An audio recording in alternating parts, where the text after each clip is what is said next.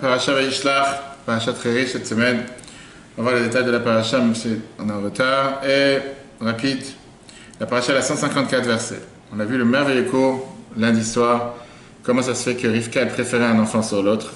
Comment ça se fait qu'elle a essayé de sauver Yaakov en lui disant va te cacher chez mon frère Lavan parce que ton frère il veut te tuer.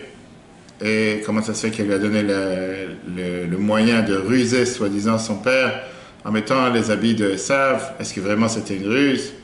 Merveilleux cours qui explique le devoir de Yaakov envers Esav et comment ça s'est reproduit dans la paracha de cette semaine, alors qu'on sait très bien que finalement Yaakov il se prosterne à Esav 7 fois, il lui donne des cadeaux. C'est ce qu'on va voir dans le cours d'aujourd'hui, zoom sur la paracha, comment la Torah, elle attend de nous de faire ce qu'on appelle en hébreu la ishtadut, qui veut dire pas seulement compter sur Dieu. Bien sûr que dans la vie de tous les jours, il faut prier à Dieu, compter sur Dieu, mais il faut aussi faire les efforts personnels. Yaakov, il envoie des messagers à Esav pour lui dire un message de paix. La guerre, ça y est, ça fait longtemps, ça fait maintenant 30 ans qu'il a disparu. Et il vient, il lui dit, sache que ton frère Esav, il vient avec 400 hommes pour faire la guerre. Yaakov, il a peur qu'il va être attaqué. Il prie à Dieu qui va le sauver. Il envoie à son frère un cadeau pour le consoler, pour l'apaiser. Et aussi, il se prépare à la guerre. Et il divise son camp en deux. Pendant la nuit, Yaakov traverse le fleuve de Yabok, qui est celui qui emmène vers le fleuve du Jourdain. Yaakov, il reste tout seul. De l'autre côté du fleuve, il y a un ange bizarre qui apparaît, qui se bat avec Yaakov. Yaakov, il réussit à le battre. Mais l'ange réussit quand même à lui blesser à la hanche, au nerf sciatique. Le lendemain matin, Yaakov, il supplie à l'ange en lui disant « Lâche-moi ». Et Yaakov, il dit « À condition que tu me donnes une bénédiction ». Et l'ange, il lui dit qu'à partir d'aujourd'hui, tu ne mangeras plus le nerf sciatique et surtout que ton nom ne sera plus Yaakov, mais ton nom sera Israël. Et c'est de là qu'est venu le nom Israël dans la paracha de cette semaine. Parce qu'Israël, ça veut dire qu'Isarita et Melokim, tu t'es bagarré, tu t'es battu avec un Dieu, avec un ange, va Tuchal et tu as gagné la guerre. Finalement, Yaakov et Esav, les deux camps se rencontrent. Esav, il court vers lui, il l'embrasse, il enlace son frère. Et Yaakov, il présente toute sa famille, ses 4 femmes, ses enfants. Esav, il dit à Yaakov, viens, on va ensemble à Seir, où habiter Esav. Yaakov, il dit non, il n'y a pas assez de place pour nous tous, va d'un côté, je de l'autre, la vie sera meilleure. Yaakov, il décide d'habiter dans la ville de Shrem. C'est pas là où il a caché sa fille, non? L'histoire de Dina qui a été kidnappée, oui, bien sûr, tout de suite, on arrive. Yaakov, il décide d'habiter dans la ville de Shrem. Et Shrem, le fils de Hamor, qui veut aussi dire un âne, a des relations avec Dina, il a violé Dina. Et après ça, il propose le fait que Dina se marie à leur tribu. Les enfants de Yaakov, ils disent qu'on sera d'accord avec une ruse, à condition que vous êtes toutes circoncis. Shrem et Hamor, ils sont d'accord. Après la circoncision, Shimon et Lévi, ils ont exploité la faiblesse des gens de la ville. Ils ont tué tous les hommes. Yaakov, il a peur de représailles. Et les enfants, ils sont garantis qu'ils ont fait ce qu'il fallait faire. Dieu se dévoile à Yaakov et il lui dit, va habiter à à Bethel. Fais là-bas un hôtel pour amener des sacrifices pour Dieu. Dieu, il est béni, il change encore une fois son nom de Yaakov à Israël. Yaakov, il continue. Malheureusement, Rachel doit donner naissance à Binyamin et elle décède sur la route. Et à la place d'être enterrée dans la cave des patriarches, elle est enterrée sur le chemin entre Jérusalem et Hebron. On a aujourd'hui l'endroit de Bethléem. C'est aujourd'hui à 25 minutes de Jérusalem sur la sortie, quelques minutes à la sortie de Jérusalem. Et à la fin, la Torah nous parle les lois, les noms de toute la famille de Esav, les différents rois, les différents chefs de guerre, etc. Voilà la paracha en résumé. Passons maintenant les différents points de la paracha. Tout au début, on te dit Vayishtach, Yaakov, Malachim, Yaakov, il a envoyé des anges. Il a envoyé des anges à Esav, son frère. Ce Shabbat, parachat Vayishlach, en 1772, c'était le dernier Shabbat de la vie du Magid de Mezrich, qui était l'élève principal du Baal Shem Tov, et le maître de la Chassidut à l'époque, d'où après ont découlé tous les autres courants chassidiques, Chabad, Lubavitch, Breslev, Gour, Vizhnitz, etc. Il est décédé le 19 Kislev, qu'on va fêter si Dieu veut la semaine prochaine, le jour de la libération des prisons d'Admorazaken, le jour où s'est révélé le Baal Shem Tov, la Chassidut, etc. On en parlera la semaine prochaine. Ce Shabbat, il raconte et il explique que veut dire ce verset. Vayishlach Yaakov Malachim, Yaakov il a envoyé des anges. Rashi te dit Malachim Mamash, il a envoyé des vrais anges. C'est vraiment des anges qu'il a envoyés à son frère. Mais dans le Magid de Mezrich, je t'explique, Yaakov n'a pas envoyé des anges eux-mêmes. Il a envoyé le Mamash. Qu'est-ce que ça veut dire le Mamash? Il a envoyé la partie basse des anges. Qu'est-ce que c'est la partie basse? Il t'explique, et ça c'était son testament, c'était son dernier discours, que chacun d'entre nous dans la vie rencontre un Esav. Rencontrer un Esav, ça veut dire qu'on doit affronter le monde. On doit confronter le monde, que ce soit les affaires, les soucis, le matériel, des achats, des prêts, des investissements. Un juif, il doit savoir que sa tête doit être placée dans les choses plus élevées que tout ça. Que ce soit dans la Torah, la prière, la Zaka, servir Dieu. Mais au final, Dieu nous a placés dans un monde où on rencontre le Esav, on rencontre le matériel, on rencontre le travail, on rencontre, comme on l'a vu la semaine dernière, le devoir de travailler, pas seulement d'apprendre toute la journée. Alors, puisqu'on doit rencontrer ce monde, on doit se dire qu'on ne doit pas être totalement soumis, esclave au travail. On doit travailler, bien sûr, c'est important, la Torah veut qu'on travaille, mais être avec, comme on l'appelle, avec quelques centimètres au-dessus. Être un peu plus élevé. Sa tête doit être posée dans les autres choses aussi, pas que dans le travail H24, 7 jours sur 7, Shabbat, semaine, la semaine je ne peux pas dormir, la nuit je ne peux pas dormir, parce que tout le temps penser au travail. Non, penser aussi de manière différente. Qu'est-ce que j'envoie à Esav? La pratique concrète. Mais le cœur, l'ange, le spirituel, ça je garde pour le service de Dieu. Et donc comme ça on peut bénéficier de deux mondes. Soit le monde qui est totalement sain, on veut dire avoir la tête dans le ciel et les pieds sur la terre. La tête dans le ciel, ça veut dire, oui, penser à la Torah, à la Tfila, de penser que les valeurs doivent être à l'envers. Les valeurs doivent être à l'endroit. Qu'est-ce que ça veut dire à l'endroit? Savoir. Un juif, première des choses, il doit remercier Dieu tous les jours. Prier, demander ce qu'il a besoin. Après vient tout le reste. Et l'un n'est pas contradictoire avec l'autre. Ne pas dire d'abord, je vais faire tous mes rendez-vous, tout ce que j'ai à faire, et après, si j'ai le temps, il me reste quelques minutes, je vais faire ce que je dois faire en tant que mon devoir en tant que juif. Malheureusement, surtout en ce moment en hiver, parfois le temps il passe et on a oublié de faire ce qu'il fallait faire. Quelqu'un m'a appelé hier, il était 3h30, il m'a dit, j'ai pas eu le temps de faire Shacharit aujourd'hui, est-ce que je peux faire Shacharit maintenant? Shacharit, c'est la prière du matin. Bien sûr que d'après la halakha, on peut le faire, sauf qu'on n'a pas la récompense d'avoir fait la prière en son temps. Mais il faut avoir les priorités de droite, comme on dit. On voit quelque chose de très particulier cette semaine quand on a vu que Yaakov il s'est énervé, le verset, chapitre 32, verset 25. Vaïvater Yaakov, le vado Yaakov, il est resté tout seul. Avec Ish Imo, un homme s'est battu avec lui jusqu'au lever du matin. Déjà, Yaakov, c'est quelqu'un qui ne cherche pas la guerre. Depuis le départ de sa naissance, on voit comment on pensait que c'était lui le premier-né. Il a essayé d'attraper le pied d'Esav en sortant du ventre de sa mère, c'est pour ça qu'il a appelé Yaakov. Ekev, il a attrapé le talon. Mais il n'a pas voulu en faire une guerre, c'est sorti le premier, très bien. À la place, il a racheté le premier-né avec un plat de lentilles. C'est-à-dire, Esav, il était bête de l'avoir vendu. Notre histoire, c'est pas la parasha de cette semaine. On ne dit pas parfois que le deuxième, c'est l'aîné. Oui, parce que c'est celui qui est rentré le premier. Rachid te dit ça. Ça. Ok, c'est pour ça qu'on te dit qu'en réalité, c'était lui le premier-né. Concrètement, après, ça dépend comment tu parles. Si tu parles de comment on voit les choses dans ce monde, le premier qui est sorti, c'est lui le premier-né, pas celui le premier qui est rentré. Notre débat. Ok. Il a soi-disant volé les bénédictions de son frère. On a expliqué ça longuement lundi soir, c'était pas vraiment un vol. Quand Esav, il décide de vouloir le tuer, il s'enfuit. Il s'enfuit et il va ailleurs. Ok. Lavan, son oncle, on l'a vu ça la semaine dernière longuement, il a travaillé 20 ans, il s'est fait avoir, il s'est fait rouler. Il lui donne une autre femme à la place de sa femme, il lui donne Léa à la place de Rachel. Yaakov, il lui a pas dit non, je vais te prendre en justice au prud'homme, comment tu m'as trompé. Encore une fois, il se rabaisse, il n'y a pas de souci, je vais travailler encore 7 ans pour Rachel. Chaque fois, on voit comment c'est la brebis, celui qui à chaque fois, à la place de créer les histoires, créer la guerre, il ne fait pas de guerre. Il a finalement eu 4 femmes, 11 enfants, avec une énorme richesse.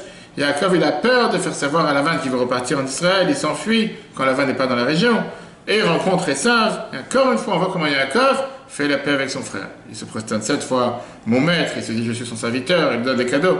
Pas oublier pourquoi il s'est enfui d'Esav, c'est pas enfui parce qu'il voulait aller en vacances, parce qu'Esav voulait le tuer, c'est la raison pourquoi il s'est enfui. Et là, bizarrement... Il y a une histoire avec Eliezer.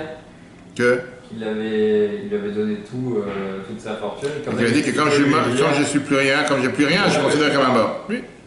Tout d'un coup arrive la nuit, cette semaine, elle est assez bizarre. C'est la première fois qu'on te dit que Yaakov il sait se battre. Jusqu'à présent, on n'a pas parlé de quelqu'un qui sait se battre. On parle de quelqu'un qui à chaque fois il se rabaisse, à chaque fois il ne cherche pas la guerre, il ne cherche pas la confrontation. Là on dit Yaakov il reste tout seul et quelqu'un se bat avec lui jusqu'au matin. Juste avant ça, la nuit avant de rencontrer Esav, tout d'un coup on a ici quelqu'un qui est prêt à se battre. Là, il ne peut plus faire de bypass. Il ne peut plus éviter la tension, il ne peut plus éviter la guerre. Là, il a le devoir de se tenir face à face. Il est tout seul, il n'y a pas personne d'autre, je ne vais pas envoyer quelqu'un à ta place, maintenant il doit se battre. À ce moment-là, il se passe quelque chose de bizarre, que cet ange ne réussit pas à combattre Yaakov. C'est que Yaakov est hyper puissant. On dit, va Yaak, il va voir comme quoi il ne peut rien faire contre Yaakov. Pourquoi il voulait le battre alors? Parce qu'il l'empêchait d'avancer. Pour rencontrer Esav. C'était l'ange de Esav, dans le ciel, qui ne voulait pas qu'il rencontre Esav, exactement. Et donc, pas seulement qu'il réussit à abattre cet ange, mais il le libère pas, l'autre il dit lâche-moi. Il dit non, d'abord il faut que tu me bénis. Et il lui change son nom en Israël. Qu'est-ce que ça veut dire tout ça? On sait très bien que la Torah c'est pas un livre d'histoire. On n'est pas là de raconter des histoires avec un combattant, il s'est battu avec un ange. De quoi tu parles? Qu'est-ce que tu es en train de me raconter? Rabbi il explique très simple. Yaakov, le mot Yaakov vient du mot Ekev. Ekev qui veut dire un talon. Jusqu'à aujourd'hui, les gens pensent qu'un juif peut être un talon. C'est quoi un talon? On marche dessus. On marche sur pied, on marche par terre. Qui veut dire que jusqu'à aujourd'hui, je peux être considéré comme une serpillère. Je dois toujours m'effacer. Mais à partir d'aujourd'hui, Yaakov, il se montre comme quelqu'un que non, il doit avoir ce qu'on appelle cette fierté d'être qui je suis. Il ne faut pas dire maintenant qu'il faut crier haut et fort, j'écrase tout le monde parce que je suis juif. Non. Mais être fier d'être juif. Il s'est battu avec un ange, il a réussi. La Torah nous dit pourquoi ça s'appelle Israël.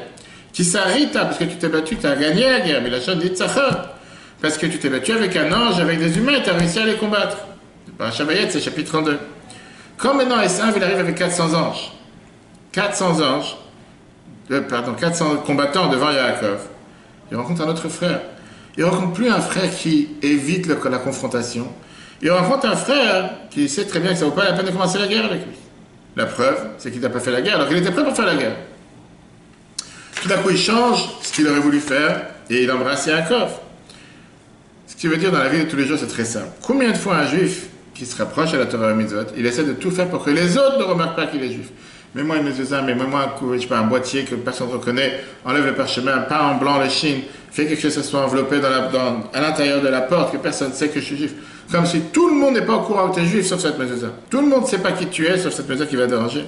Alors quand tu vas manger avec un ami, il te dit mais on peut aller dans quel restaurant? Je lui dis moi je suis végétarien, je ne vais pas aller dans tel restaurant. Parce que je n'ai pas envie de lui dire que je mange caché, elle me prend pour un extraterrestre. Il me dit viens on fait une sortie le jour du Shabbat. J'ai dit écoute-moi, juste ce samedi je suis occupé parce que j'ai quelque chose, j'ai des gens qui viennent à la maison. Pour pas lui dire que je fais Shabbat. Etc. etc. Arrive le moment où tu n'as pas le choix. Arrive le moment où il faut être clair, il faut dire clairement oui je suis un juif, oui pas en tant que juif. Je vous ai raconté l'histoire de ce matin, ceux que je suis parti voir. Quand je les ai appelés au téléphone, je leur ai dit c'est quelqu'un de la communauté qui a besoin de manger caché. Qu'est-ce que vous commencez à tergiverser, commencez à dire non, il est végétalien, il ne mange pas ce que vous lui donnez, il faut que je mette des sushis, c'est du poisson. Arrêtez avec tes bêtises, dis clair, il est juif, il mange caché. Vous n'avez pas de repas caché à lui donner de toute façon, je peux lui amener, je dois lui amener, comment on voit, quand est-ce qu'on se voit, etc. Dis les choses claires, qu'est-ce qu'il y a? Et ils acceptent, ils comprennent parfaitement. Qu'est-ce que tu vas commencer à raconter des histoires? Non, c'est pas caché, c'est qu'il aimerait bien manger ce que vous voulez, mais il ne mange pas de ça, il mange pas. Arrête! Les gens ne sont pas bêtes, ils savent avec qui tu as affaire. Ça, c'est la paracha de cette semaine. Un juif doit se dire, lui, je m'appelle Yaakov. Oui, parfois, je peux être un talon. Mais le vrai nom, on lui appelait comment? Les Bnei Israël. Les enfants d'Israël, c'est qui Israël? Yaakov qui a su tenir tête, qui a su être fier, montrer qui il est. Et ça, c'est énormément important. Passons au troisième point.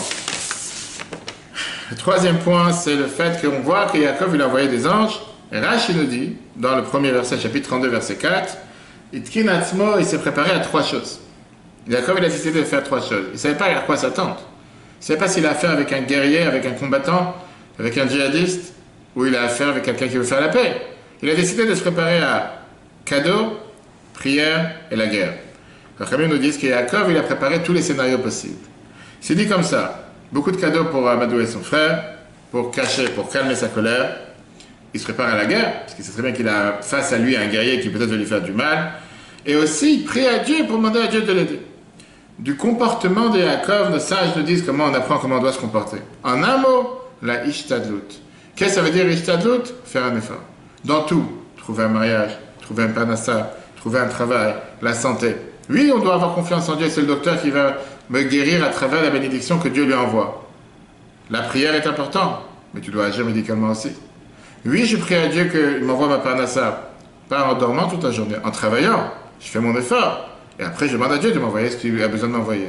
Je parlais avec quelqu'un ce matin qui me disait aussi, je ne peux pas t'aider la fin de l'année prochaine que j'ai décidé de faire telle et telle chose. Et je n'aurai pas d'argent en plus qui va rentrer. Tu peux savoir aujourd'hui que jusqu'à la fin de l'année prochaine, tu n'auras pas d'argent d'après tes calculs. D'où tu sais? Je sais, c'est comme ça que ça se passe. Tu crois en Dieu? Fais oui. Chez Dieu, il a la main courte. Dieu, c'est quelqu'un qui, il a quoi? Il a un compte limité.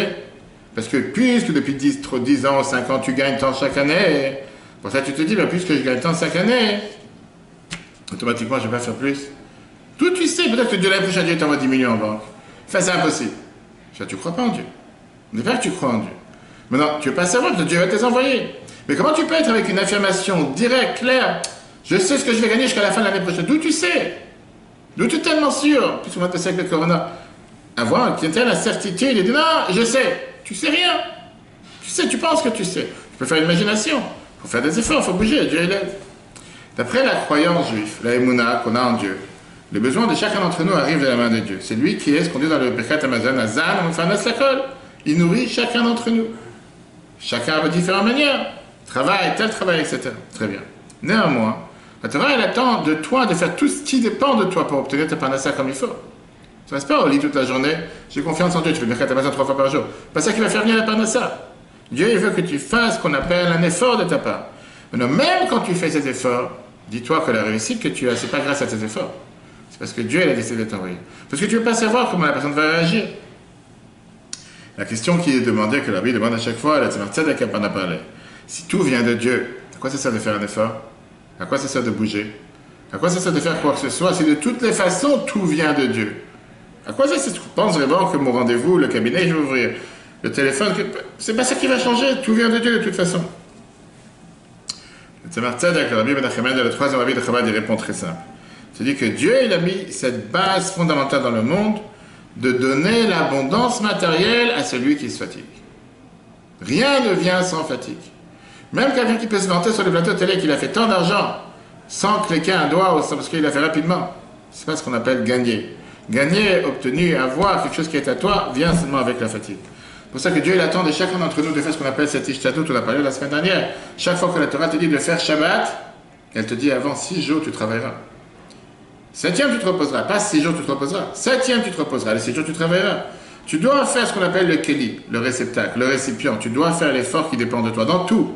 Le mariage, les enfants, la parnassa, la santé, la vie en général. Fais ce qui dépend de toi. Après, dis-toi que ce n'est pas grâce à tes efforts seulement il y a la bénédiction de Dieu à l'intérieur. Alors jusqu'à où je dois faire un effort? Quelle est la limite? Si je fais un effort, très bien, je vais travailler 20 heures par jour. Comme ça Dieu va m'envoyer ce que j'ai besoin. D'un côté, on a le devoir de faire tout ce qui dépend de nous, ce qu'on doit faire. Par exemple, une assurance vie, s'assurer pour la retraite, tout ce qu'on doit faire naturellement. De l'autre côté, il ne faut pas non plus agir de manière, on va dire, extravagante. Il ne faut pas non plus faire des folies. Quelqu'un qui met tellement d'efforts dans les moyens matériels, ça montre qu'il s'appuie seulement sur les choses matérielles, c'est pas sur la volonté de Dieu. Et comme j'ai dit tout à l'heure, tu vas voir des gens qui vont mettre soi-disant tellement de choses de côté que tout d'un coup, du jour au lendemain, la roue se retourne. C'est pas possible. Alors qu'ils avaient tout planifié, tout était au courant. Tu m'as dit ça la semaine dernière, elle m'a dit regarde, moi j'ai jamais fait telle et telle bêtise et tout d'un coup j'ai attrapé telle et telle maladie ou telle et telle chose. Il ne faut pas savoir comment Dieu dirige les choses. Nous on doit faire ce que Dieu il attend de nous. En tout cas, une chose est sûre, c'est que nous on doit agir avec nos propres moyens, que ce soit la parnassa, que ce soit la santé, et de l'autre côté savoir qu'on dépend de Dieu et on ne dépend pas seulement de nous-mêmes. Parachat de cette semaine, 4e point, on parle de la phrase Vayir Chitat Elohim alaharim, il y avait la crainte de Dieu. Chitat, c'est aussi le fameux mot de ce fameux livre qu'on donne à tout le monde à chaque fois, à travail, dans la voiture, dans la maison, Chumash, Teilim, Tanya, Alessido. D'abord, d'où vient l'idée du Chitat? C'était la takana, c'était une règle, une demande qu'avait demandé le rabbi précédent, que chaque jour on ait un morceau de Chumash qu'on apprend journalier, le dimanche Rishon, le premier paragraphe, première montée, deuxième montée, troisième montée. Teilim pour le deuxième taf, qui est les psaumes, la partie journalière des psaumes, que chaque jour, le livre de Teilim est divisé en 30 morceaux, en 30 parties, et le Tanya, la base de la chassidoute, une morceau journalière tous les jours. Alors, ça c'est l'étude du Chitat. Combien d'histoires sans fin, des gens qui avaient des problèmes de santé dans le travail, etc., que la première des choses, le rabbi leur demandait, est-ce qu'ils ont fait Chitat aujourd'hui, est-ce qu'ils ont appris Chitat pour les hommes, pour les femmes, sans différence. Aujourd'hui, on a toutes les applications possibles et imaginables. Mais pas seulement ça. C'est bien d'avoir un Chitat dans la voiture, un Chitat dans la maison, pour chaque enfant, salle à manger, de bureau. Quelle est l'idée?